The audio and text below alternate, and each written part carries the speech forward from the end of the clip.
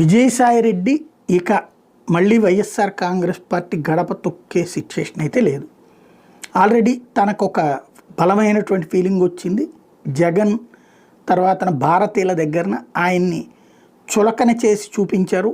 వాళ్ళిద్దరూ కూడా గతంలోకి మళ్ళీ తనకి తగినటువంటి విలువ ఇవ్వట్లేదు అన్నట్టు ఆ విషయంలో జగన్ కన్విన్స్ చేసే ప్రయత్నం చేశారు. బట్ తన వైఖరి ఏంటో చెప్పి చివరికి పార్టీకి రాజీనామా అన్నటువంటిది ఇప్పుడు జగన్ వచ్చాక చేశారు. జగన్ రాకముందే ఎంపీకి రాజీనామా చేసేశారు. ఇందులో బీజేపీ ఒత్తిడి ఉందా, తెలుగుదేశం ఒత్తిడి ఉందా అంటే ఏ ఒత్తిడి లేదని ఆయనే చెప్పారు. జగన్కి కూడా అదే చెప్పారు. కాకపోతే జగన్కి మాత్రం ఒక ఫీలింగ్ బలంగా ఆయన ఏదో ఒత్తిడికి లొంగినే చేశారు అన్నటువంటిది క్లియర్గా ఉంది.